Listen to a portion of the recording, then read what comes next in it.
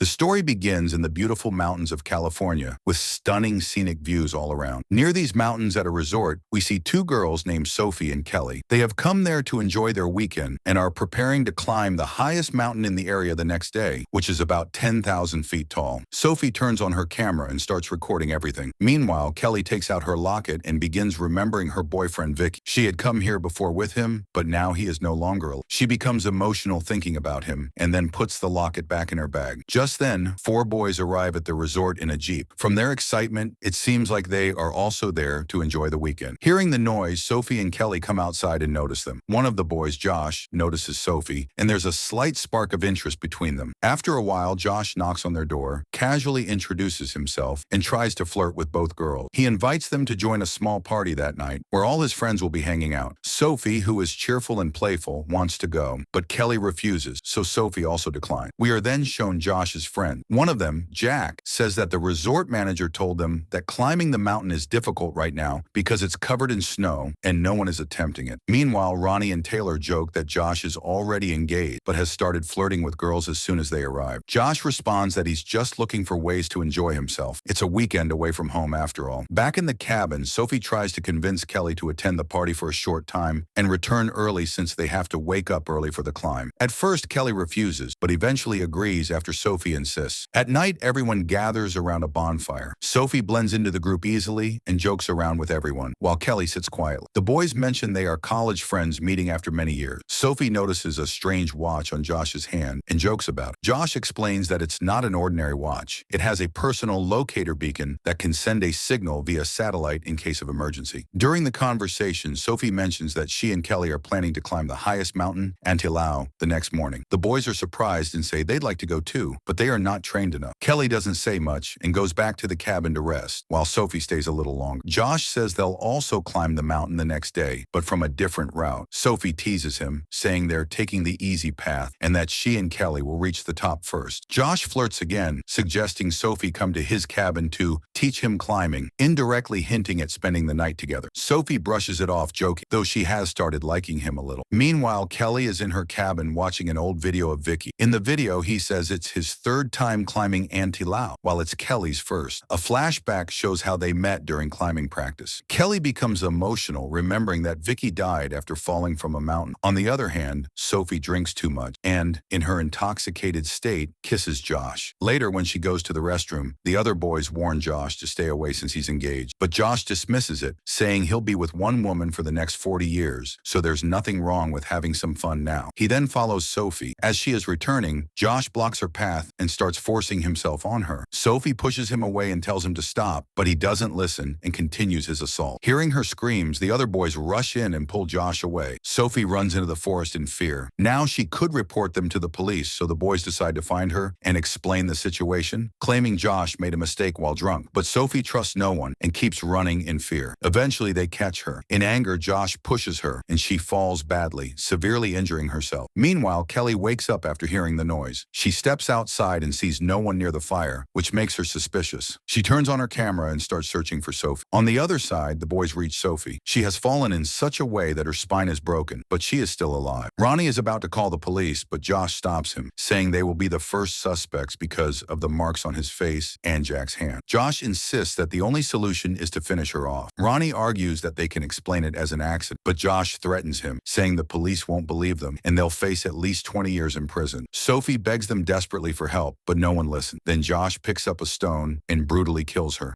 He forces the others to be involved so no one can back out. Meanwhile, Kelly witnesses all of this from a distance and, terrified, records everything on her camera. To make it look like an accident, the boys clean Sophie's nails and throw her body down the slope. But seeing this, Kelly screams in fear, and the boys realize that she has recorded everything on camera. Now they all start chasing her. As morning approaches, Kelly quickly runs back to the cabin, grabs her bag, and escapes before they can catch her. She starts climbing the steep side of the mountain. She believes the boys won't be able to climb a vertical typical rock face since they aren't that well trained. However, to catch her, Taylor also starts climbing and tries his best to reach her. In the rush, some of Kelly's essential equipment falls out of her bag, but she keeps moving forward without stopping. Taylor gets close to her, but Kelly kicks him, causing him to fall badly. His leg bone sticks out and he screams in pain. Josh, furious, shouts that he won't let her escape under any circumstances. They take Taylor back to the cabin, give him painkillers, and tell him to rest while they go after Kelly. Meanwhile, Kelly has climbed quite high, but she has lost most of her important gear, including her rope. She only has a safety device left in her bag. Climbing without proper equipment is extremely difficult, especially since she doesn't even have gloves. Down below, the other three boys arrive with all the necessary climbing. They realize they can't climb the steep face directly, so they decide to take an easier route to reach the top and catch her from above. They also find Kelly's phone, which Josh keeps. Josh remembers that he left his gloves in the cabin, so he goes back to get them. After returning, the three boys start climbing via the easier route. Meanwhile, Kelly continues climbing without safety gear, struggling a lot. Suddenly, a poisonous snake appears on her hand. Even the slightest movement could get her bitten, so she stays completely still and carefully waits until the snake leaves. After some time, the snake goes away, but climbing becomes even more dangerous for her since her hands are hurting without gloves. She stops for a moment to drink water, but while putting the bottle back, it accidentally falls down. Watching this, Josh laughs and drinks water from his own bottle, mocking her. He even uses her phone to post offensive things on her Instagram account to mentally disturb her. But Kelly understands that they are trying to weaken her psychologically. Ignoring it, she applies powder to her hands and continues climbing. Soon she spots a rope that could help her reach a higher handhold. However, it's slightly out of reach. Refusing to give up, she takes out a thin wire from her bag and with great effort manages to hook and grab the rope. Meanwhile, Josh and his friends climb quickly via the easier path and reach higher up, but they still can't directly reach Kelly since she is climbing the vertical side. After some time, Kelly spots an old tent, probably left behind by someone who had camped there earlier. With great difficulty, she reaches it and decides to rest for a while. But just then, Josh and the others reach a rock above her, blocking her path upward. Josh throws a rope down and tells her to tie the camera to it, promising to let her go. Kelly is not foolish. She ties a note with an insult to the rope and sends it back. This enrages Josh even more. Now Kelly has no way to climb further up, so she decides to set up the old tent and spend the night there. Inside, she finds some items, including a knife, which she keeps with her. She fixes the tent as much as possible and manages to get inside. Even though she can't go higher, at least she can rest for a while. At this point, a flashback is shown from a year ago when Kelly had come to this same mountain with her boyfriend Vicky. He had surprised her by proposing there, which made her extremely happy. But suddenly, he slipped and fell to his death. Now the story returns to the present, where Kelly is resting inside the tent. Meanwhile, from above, Josh tries to emotionally manipulate her by bringing up her boyfriend. But Kelly doesn't respond to anything he says and eventually falls asleep. Suddenly, Josh prepares a bag filled with stones and throws it down. Kelly gets scared and tries to get out, but the bag hits her and she ends up hanging outside the tent. Seeing this, Josh quickly cuts the rope, but luckily, Kelly somehow manages to save herself. It's extremely cold outside, so she climbs back into the tent to keep warm. However, the danger isn't over yet. This time, Jack suddenly descends using a rope and attacks Kelly. She immediately fights back with the knife she found earlier.